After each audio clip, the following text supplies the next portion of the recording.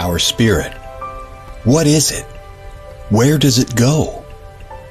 Are we able to see them using our mind's eye? If so, just what can spirit teach us?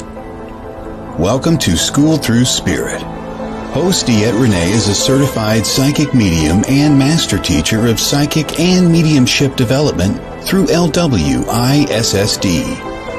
DeEtte was born knowing spirit and now is here to help you better understand the spirit world. And now your host, DeEtte Renee.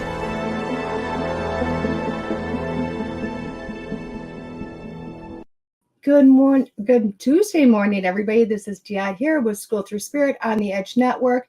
This is a special edition where I come and join with another person to interview them and bring them to you. Because as we know, I am all about getting to know people and people that can help you better ask the questions that you're looking about in your own life. Now, this morning I have Miss Kim Coots. She is a success coach. Kim was of the corporate world and made her way, as many of us do, through her life, through some trials, some errors, a lot of successes, to become the person she is today, just to help other people.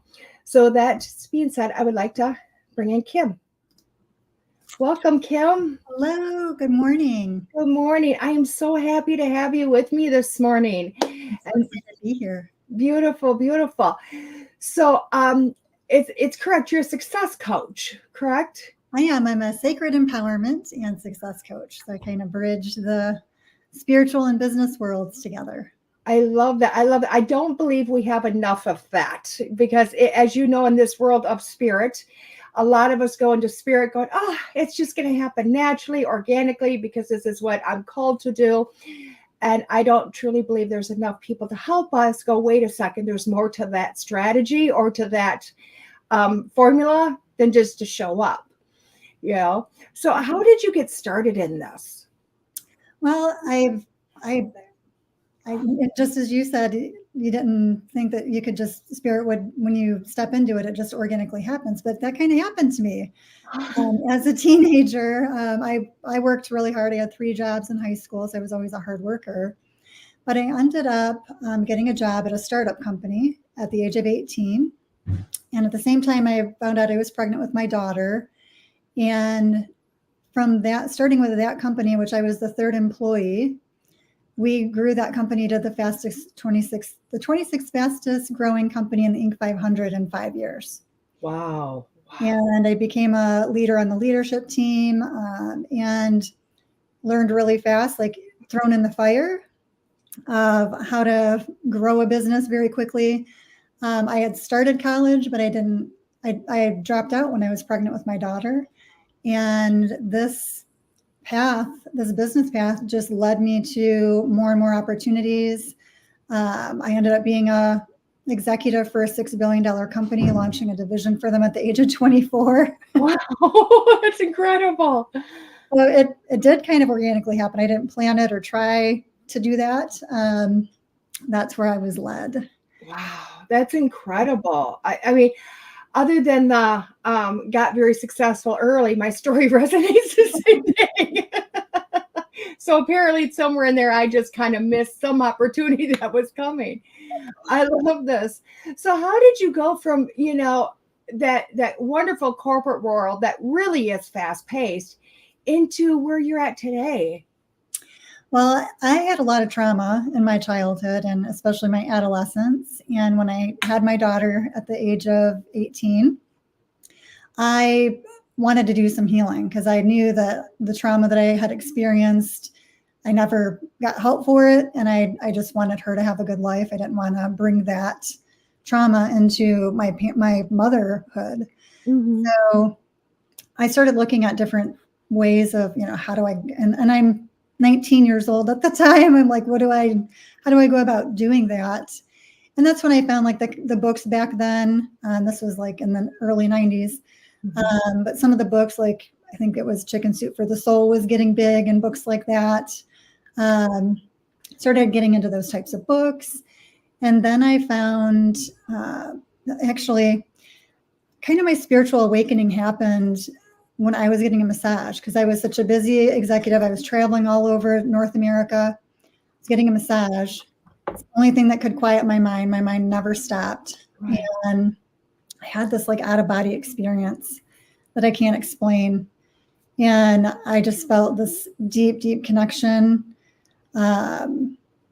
with, to me, it's God, but spirit. And when that massage was over, I was so just in awe of that. I'm like, I have to figure out what this was and what happened. And so I went to massage therapy school in the closet while I'm an executive for a $6 billion company, because I'm like, massage is what helped me get there. So I wanted to investigate that. And that's when my intuitive gifts really opened, because as I was massaging people, I could sense things about them, see where energy was blocked, kind of just knew what issues were happening in their life or had happened in their life causing their distress.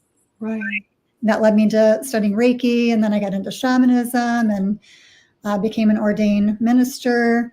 So that's kind of, my stressed out corporate life kind of led me into, and my trauma from childhood kind of led me into the spiritual healing path.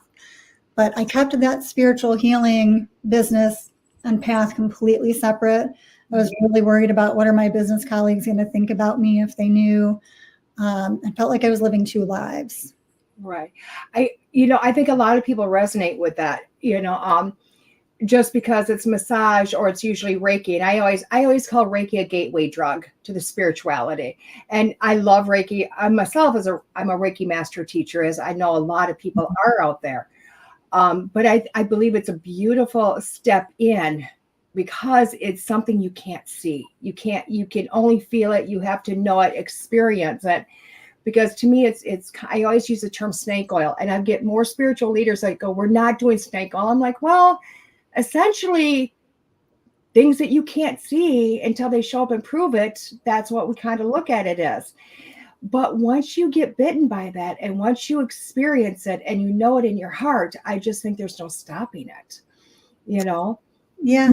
And it just kind of unfolded, and I lived these two separate paths. At one point, though, I did go through some really difficult times in my life, and I actually turned to religion and cut off my spirituality. Oh, okay. That's interesting. That really is, because spirit does heal people. It forces into a healing. So how did that feel to kind of walk away from this world, and then just say it doesn't really exist, or I'm not going to look at it? It took me a while to reconcile that, because I felt like such an inner conflict. And I think that's a big theme in my life is I didn't grow up religious, but I was introduced to religion through friends or family, but never brought up as religious. So I felt like I was always an outsider looking in, and I wanted to know, what religion am I, and what is my relationship with God, and kind of figuring that out. So when I did choose to follow a religion that did not accept the spirituality that I had lived for so long, and I did give that up, I got really depressed and physically ill, because that's a big part of me. Right. And I had to it took me several years to walk through that and reconcile that, and really root into what I believe and what felt right for me. And that was just one of my spiritual tests. I love that. I love that.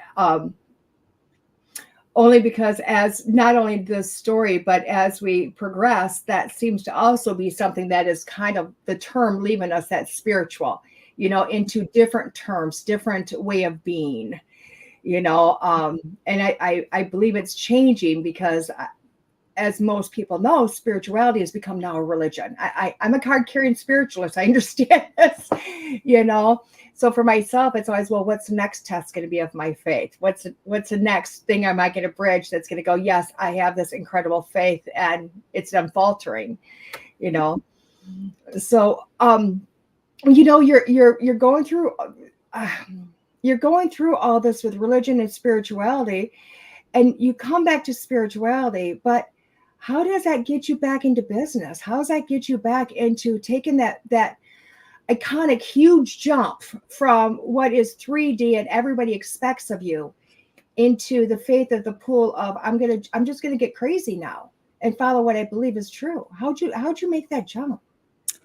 Well, what I ended up doing was, at the time I accepted and fully embraced my spirituality and what felt right for me, and understood that a lot of my worthiness was attached to what other people thought of me. And once I was like, I got to be me and truly embrace that and not worry about what other people think of me. At that point, I was working for a corporate company, and I quit and started my own business consulting business. Okay. That took off right away.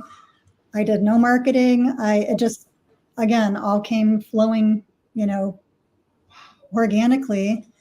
And I felt a sense of relief, because I felt like I was being myself, and I was helping CEOs of $1 to $50 million companies and their leadership teams in a way that really utilized my gifts. I didn't share my spirituality at that point yet, but I did bring my intuitiveness into that, to really, and my emotional intelligence that I had gained from my intuition, to help with the culture and their businesses and so forth. But I still was keeping everything else in the closet. And then the worst possible thing that I could ever imagine happened. What's that? My daughter died unexpectedly. Oh, I'm so sorry to hear that. Wow. And then 3 weeks later, my mother died unexpectedly. Wow. Wow. And Hard. that really changed the trajectory of not only my life, but my career. Although I'd always felt this connection with spirit and worked with spirit guides and angels, and that was what I'd been used to for decades, I had never really felt comfortable with communicating with loved ones on the other side. Right. I had shied away from that. But the day after my daughter died, I started receiving signs from her that I knew in my heart were from her. Right. But being from the business world, and even though I'm a very spiritual-centered person and a spiritual practitioner, this was something for me where I'm like, I really need proof that I'm not making it up, because I was so distraught over the death of my only child, and I wanted to know that it was real. Right. And sign after sign I received. And interestingly, just a couple months before that, I was finishing up my professional certification as an astrologer. Oh, wow. And my teacher said, you're a medium. And I was like, no, yes, I communicate with spirit, the light and love of spirit, but I'm not interested in working with loved ones on the other side. Right. He said, well, in case you ever decide to do that, here's the name of a teacher that you could connect with. Right. And I was very much like, nope, that's not me, not interested in that. But when my daughter died, I wanted proof that the signs I was receiving is real. Right. And I also wanted to have some kind of reconciliation about what happens after death. And I started studying with this teacher and went through her certification programs, not to do readings for other people, just to find proof of life after death and to develop a relationship with my daughter and continue that. Right. But part of that training was having to do readings for other people. Yeah. I studied with a teacher that teaches evidential mediumship. Okay. I didn't even know what that term was. You're like, I'm like, oh, okay. Sorry. For those who don't know what that is, it is when the medium or person who can communicate with loved ones on the other side brings forth evidence from the loved one who has transitioned to share with the living loved one that there's no way they could have known. Right. And to me, that was kind of the proof that I was looking for, and also the proof that life after death does exist and we are still connected. And as I started doing readings for other people, reluctantly, because I had said, I'm not doing this, but part of the training involved that. Right. I was just amazed at the connections I had and the information I was able to bring forward to validate that for people who were in my shoes that were grieving the death of a loved one. Mm-hmm. And it was nothing I would have ever chose to do. Like, you know, I wouldn't have come into this life knowingly saying this is what I want to do. Mm-hmm. It led me. Right. I did that for several years. Wow. That's beautiful. And I didn't mean to gasp at the evidential mediumship, but I always go, because to myself, I'm a medium myself, and evidence has got to be there without a doubt, you know. But I always kind of iterate, it's not that I'm scared of evidence, because it's got to be there. How do I can prove I've got with me? But a lot of evidential mediumship comes from the UK, you know, and it comes as just evidence, no real message. Well, I can't say no real message, because the life after is a huge message, but not a lot of the personality and emotions. And I'm all about bringing the personality and the emotions, and I want you to feel your person. So that's why I gasped a little, because I always get scared going, No, I agree with you. I think the personality and the emotions is part of the evidence. yes. Sure. 110%, 110%. So I think that's beautiful, because I know that's my world. I love to bring that healing for both sides.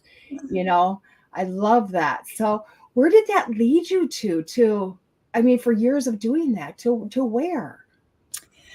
Well, I ended up getting physically ill. I had a lot of health issues, and I decided to pause doing that work for a while so I could focus on my healing, which I'm still on a healing path and still working through that. But where it led me was in the time that I took off to take care of myself is like, what is my next step in life? What is Spirit calling me to do next? And I'd lived so much of my life feeling like I had two different lives. I had this business life and the spiritual life, and really wanted to bring that into one. Right. Or at least not feel like I was two different people. And I started working with healers and coaches and people who are all about helping make the world a better place and being a light in the world, to help them with sacred empowerment, but also growing their business so they could help more people. Right. I kind of felt like this evolution of, it's not just me helping my clients, but feeling called to help others who are called to help others to do that in bigger ways and do that. So that's where I'm at today. And I still do business consulting for larger companies. I work with heart-centered entrepreneurs, whether they're healers or they're $50 million companies. I think that's beautiful, because so many people think that once you get into spiritual, once you get into this world of the other side and all those things that are unseen, that you have to walk away from corporate. You have to denounce that world per se. You know, you'll hear them say it just gives an awful taste in their mouth or whatever. And the fact it is, we still need to eat. We still need to have a home over it. We still need to have all these things. And to have somebody, you know, of your caliber to say, you know what, I can join these two together. You know, and I love how you just stated, to help more people, you know, because that's always been my motto. I don't want to get a big name because I want a big head. I want a big name so I can help more and more and more. You know, it's, you know, you do great in one day if you go to an event and help somebody from 10 to 5. But what if you can just help hundreds of thousands or millions in that same 7 or 8 hours? Yeah. And that's really what the heart of my work is, helping people find that divinely aligned business strategy for them. Because as a coach myself, I've taken so many programs with so many coaches that had these step-by-step systems, and I would find I didn't resonate with them. Right. And would go on to the next thing. But in working with Spirit and looking at my gifts and what brings me joy, and kind of bringing all of that together. Because for me, if I only relied on my logic, I would be probably still in the corporate world. Yeah. my sense of logic took me out of that world. So, because I formed being a medical intuitive who knew, and in the nursing field, it just doesn't, it should beautifully fit. Yeah. But the evidence doesn't allow it to fit. Yeah. You know, so I love that. So I don't want you to give all your secrets away, because I honestly want people to come to you. But how do you get somebody, say myself, to go, okay, let's create a business. Let's build a brand that helps you help others. How do you go about that? I mean, just a few pointers. You know what I mean? I called it the divinely aligned framework, because some things that I noticed that are missing out there from my experience are, I would go work with a coach and they would be all about, let's get your business started, get you making money. And I would do that. And I would be like, this isn't the right business for me, or this isn't where my heart is at. So I really help people get a good connection to what their soul purpose is. I use astrology for that. Gene Keys is also another tool that I use for that. Just intuitively helping them understand their gifts and their joys and their passions. So really getting a good sense of what their purpose is here. And it not purpose tied into you're here to be a nurse, or you're here to be a this or that, but the essence of what their purpose is, and then looking at their gifts and experience and how they can look at the different options for it. Right. Make sure that the business that they're going into is something that really lights them up. If they're here to make a positive impact in the world, not that, I truly believe that Spirit uses all of our experiences for us to do the work we're here to do. Right. But to really step into what lights them up. So purpose, really getting clear on the purpose, using some of those tools. And then what I call stepping into your empowered self. Okay. Look at, we can use our lower self, which is more of the ego-based aspects of being human. And especially if you're making a transition from one world to another, like the corporate world, and to healing work, the ego can get really triggered by safety and security and worthiness and things like that. So working through that and making sure you're in your empowered self, your highest state, and making decisions and creating strategies. And then there's the normal business things, your marketing, your sales, offerings, things like that, but also helping them to financially make sense of it. Looking at what cost is there in your business? What revenue are you making? What models make sense for you? Do you, are you in a place where you can go quit your job and go do this? Is it a transition? And really helping them understand the financial piece of it. Right. And create budgets and make sense of it for that, because we do have to be financially responsible in the world at the same time. Yeah. It takes money to run a business. Right. We don't get out of life free card. It would be nice if we did, if it got issued, as soon as you passed all your tests, here's your card. You don't have to make money. You don't have to be responsible in that aspect. It would be great, So for people like myself that have given up, that we're into our business, how do you get us to change our minds back to the business aspect? And I know a lot of people are like, what kind of a question is that? But there's so many like myself that have I'm walking away. I literally physically cannot mentally, emotionally walk through that door one more time, So now you jump into the spiritual world, but you see so many people flailing, but they're not going to go back to corporate. No matter what you say, they'd rather live in a cardboard box and go back to there. How do you get them to change their mindset? Is it just through like astrology and common sense, or, because you've got to get some tough knocks on your door. Yeah. And everybody's got their own circumstances, and, that plays a big part in it on where they're at currently, where they want to go. And that's what I like about what I do is I look at them individually and say, here's where things are at. Here's the options. Let's look at things. It's not a cookie cutter system to say, just go do X, Y, and Z and you should be good, because everyone's in a different spot, different situation, right? Whether it's financially or whatever time resources they have.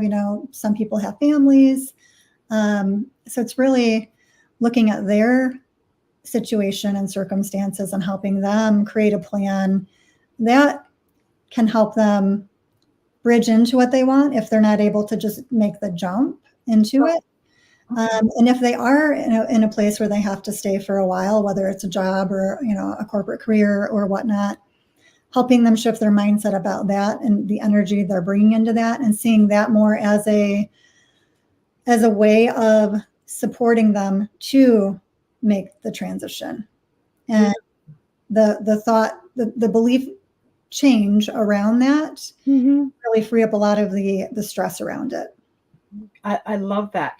So do you find, and possibly this is through the use of astrology or, past lives, present lives issues, people that have possibly just blocks to it, that is part of their lesson or part of their block. How do you help somebody like that through? Yeah, that's a great question, because it often does tie into our own sense of worthiness and what our life lessons are. So astrology is great for that. I love looking at, there's an aspect in astrology called your wounded healer. And that is where we kind of have our blocks, and our wound in life, but in transforming that, it's the greatest gift we give to others. There's Saturn, which is your life lesson. The north node of the moon, where that falls in your chart, indicates your road to enlightenment and gives you clues there. So I love how I'm very big into psychology. When I was a kid, I wanted to be a psychologist because I love knowing what makes people tick and how the mind works.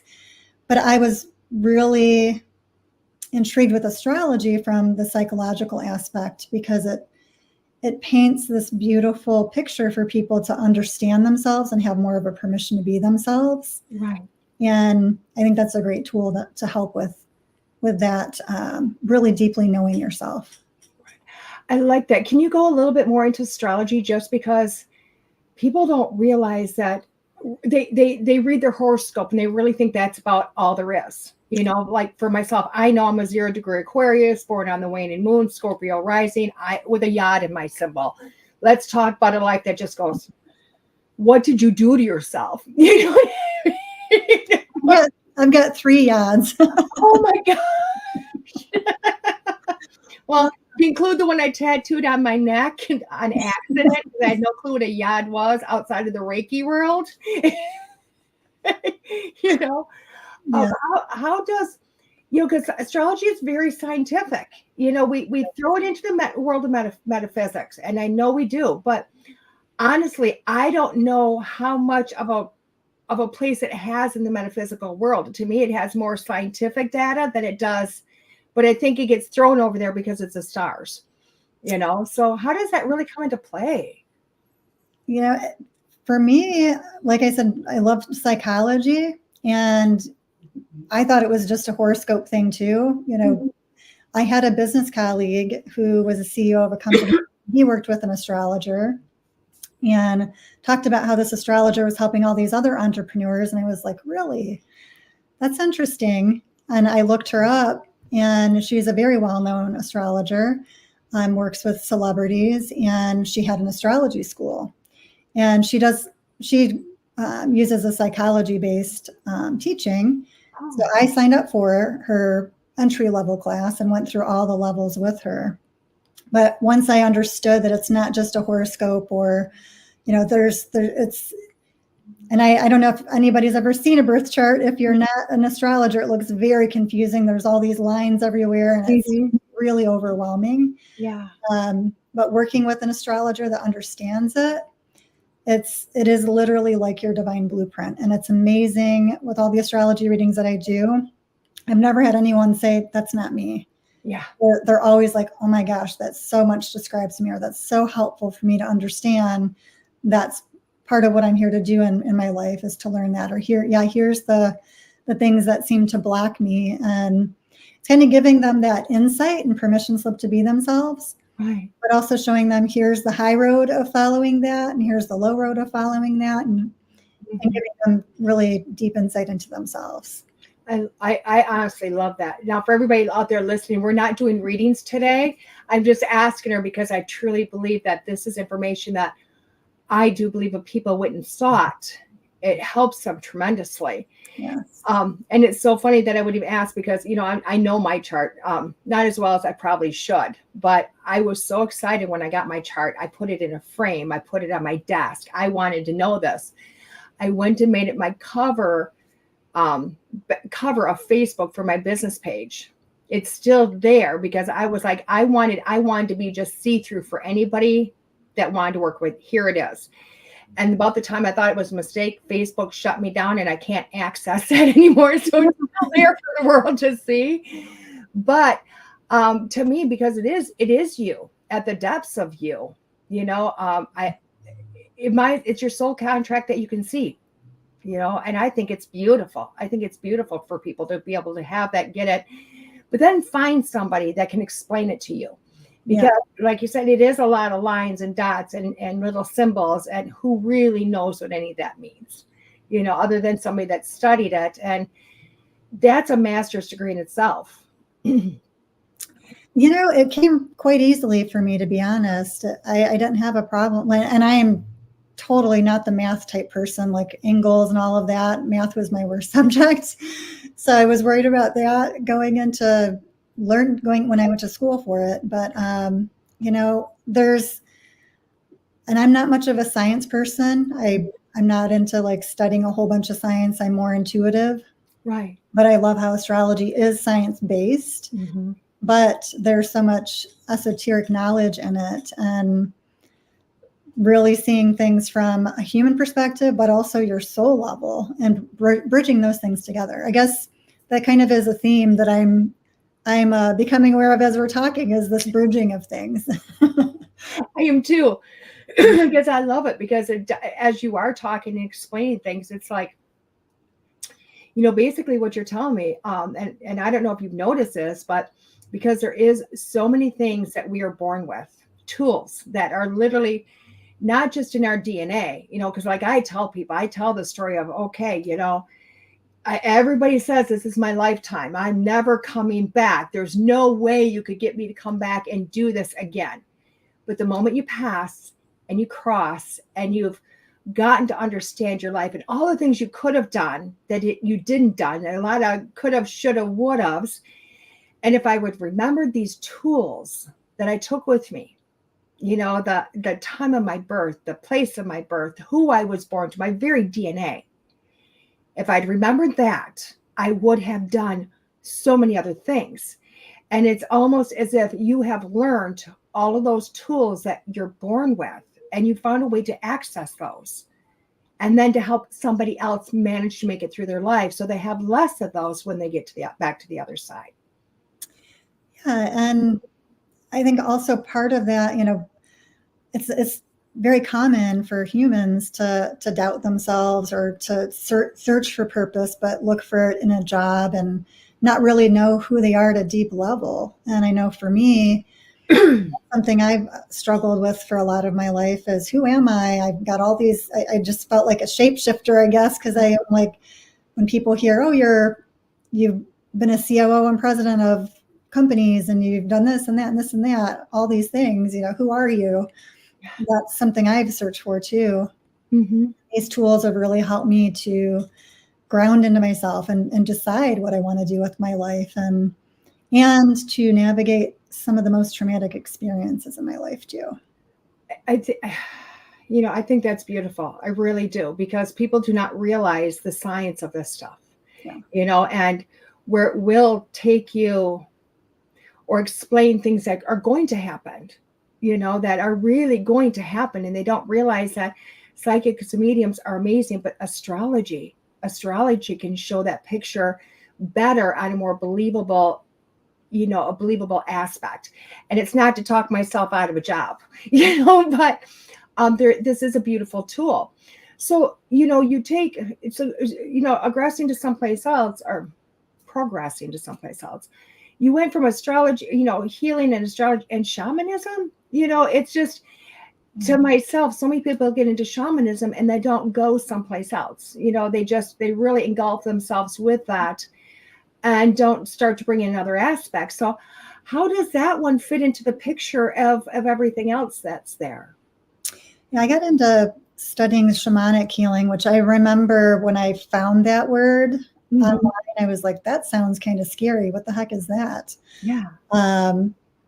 So I know that word can be a trigger for people. So if you're listening and you're hearing that word, shaman is what is known as a medicine man or woman. It's the oldest healing modality known to man. And I call them the first mediums because they communicated with spirit for their tribes back 60,000 years ago to help make decisions about where should we go find food and what healing medicines are there and all kinds of guidance and healing. Right. And now in today's world, it's more modernized, but shamanic healing or shamanism is something that cultures all around the world use or have been a part of their cultures. And they might do it a little differently based on their culture, but there's some core aspects that are similar and the same. And when I first came upon that back in, I want to say it was like 2012, I was at a point where I was really burnt out in my corporate career and looking for something to help me recover my energy. Yeah, started studying shamanic healing, and then that led me to studying all different cultures. I studied all different religions. I've studied all different cultures and shamanism. And I feel like maybe I'm here to be a bridge to fusing multiple things together and not maybe for people to see you don't have to be one thing or do one thing. There's a fusion of things. There really sorry. Apparently you started talking about shamanism. My throat chakra decided to shut down on itself. And I know why. I know it has to do with past lives and I'll just spit out so people, when I became a Reiki person, and I always say Reiki person, I was all about the healing, all about healing. But the moment I walked away from Reiki and into mediumship, I would go, I am not a healer. Do not put that word on me. And I did not, because ego-wise, I didn't resonate with it. And it took a life-changing trip to Mexico to heal. Here, there's multiple different healers. There's a lot of different ways to heal. You are an ultimate healer, and I'm like, so I still choke on it sometimes, to go, okay, because it's responsibility. And people don't recognize that. To be a healer is being responsible for somebody else's life. Yeah, and I really think of myself more as a vessel for it and for healing to come through. Not necessarily the healer. I'm not healing anybody in the work that I do, but I'm that vessel for that healing to come through, right. For spirit to work through. But as a healer or someone who is helping others, it really does require a lot of self-work and healing yourself and personal growth and development within yourself. Do you find with the coaching that you do, you also have to be that healer to help them grow, to build themselves back up? Because I can't imagine somebody doesn't speak with you and start this journey and have as beautiful as the up to the top of the hill is going to be, a lot of step backs, because you're seeing yourself maybe for the first time or in a different light than you ever thought you had. Yeah, and oftentimes not even being aware of like trauma that's happened in the past and how that's affecting you today and working through that. Yeah, definitely. I'm probably going to be a lifelong learner for the rest of my life. But I think that's, as people who are here to help others and to make a positive impact in the world, we do want to grow and evolve within ourselves. And it does take finding the right person to help you with that. Yeah. Working with spirit to help you with that, but also working with other people and using discernment. I can't stress that enough. A big lesson I've had to learn in my path is using discernment on who is really the right person to help me, and do I resonate with what they're helping me with. Mm-hmm. I like that. Now, have you ever found that maybe somebody's come to you for help and you're going, yeah, I'm just not resonating with this? Yeah, if I always if I'm going to work with somebody long term and doing coaching or helping them with building out their business or developing their gifts or working through trauma or things like that, I always connect with them first to see if it feels like a fit. And if it's not a fit, I will recommend them to somebody else. And that's just more of me first saying, do I feel like I can be of service to them? Do I feel like I'm the right one to help them? And do I feel like they're ready for this work? Because I do deep work and not everyone's ready for that. That's what it sounds like. I mean, the more I talk with you and I've looked at your website and I've looked at different things and I've talked with you, it sounds like it's more, and correct me if I'm wrong, a lot more about healing this and taking control of this. Yes. And allowing the rest to almost fall into place where it needs to be, with a few pointers there versus all business and not so much here. Yeah, I really truly believe in that, because if you're called here to be a light in the world, mm-hmm. you've got to be that light, and to be that, to show up and be able to guide other people out of whatever you're helping them with, mm-hmm. whatever you specialize in, whether it's, doing mediumship readings for someone who's lost a loved one, whatever that work is. Mm-hmm. Most people go through that themselves in order to be prepared to help lead others out of what they've gone through. Yeah. So there is that compassion that you need for yourself. And so much about business is up in the head and in the mind of do these things, and you got to do this kind of marketing, and you got to do these things, that sometimes we lose sight of, what am I feeling called here to do? Right. And am I truly standing in that? And are there what is there for me to work on? Mm-hmm. Really show up and do that. And sometimes it's really overcoming our fears, and there's a lot to it. There's more to it than just saying follow a step-by-step system and go do this business. I think following the fears is a big one, going through it. I know for myself, that's always where I get up and go, whoa, whoa, whoa, whoa, whoa, whoa, whoa. Let's maybe not totally put on the brakes, maybe go get hypnosis for a few years, come back. Because I have done that. To come back and say, okay, I'm over that fear, where did that sit in? And then kind of go forward. But we can't, and that fear was to get over snakes. So that was a big one. But not everybody's got that time to go, oh my gosh, I got 2 years to get over a fear. What is this fear? Let me get through it. Let's push on and let's be able to keep going. So that's got to be a big one for you. And on the flip side of that, some people don't fully step into their power to do what they're here to do because they feel like they have more healing to do, or they feel like they need another certification, or they stay where they're at because they feel like there's something they need to do. They're not ready for it, whether you call it imposter syndrome or just fear of truly being visible and standing in your power. So it can go both ways. Yeah. Those are really powerful, and people do not understand those words. You say those to me and I'm like, wow, those are things I discovered just a year ago. Like, it wasn't even an imposter. I was afraid to be seen, afraid to be heard. What if, it's not even the what if I'm wrong. I think I got over that with mediumship, but it was that whole, I want to be out there. I want to help, but don't look at me. Don't see me.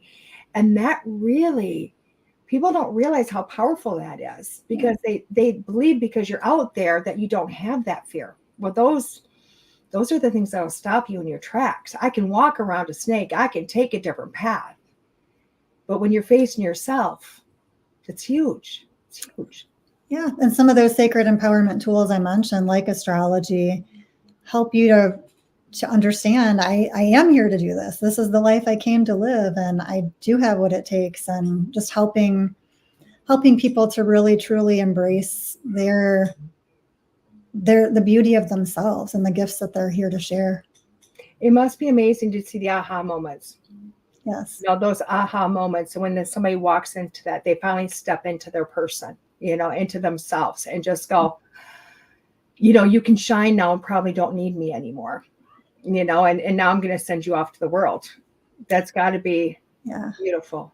It is. It's beautiful when, all of it's beautiful to me. I don't see things as, these are the dark things and these are the light things, but we go, most of us, I don't know. I haven't come across any human who hasn't gone through trauma, some more degrees than others, but for someone to understand how that trauma has impacted them, but also to turn their wounds into wisdom and see how that is a part of their path in life and how they can grow from that and help other people through that. And rather than pushing it away or feeling like they've got to fix themselves or something's wrong with them, that's beautiful to me, as well as helping people really light up because they see the gifts that they have to share and what really brings them joy is something that they can do in the world.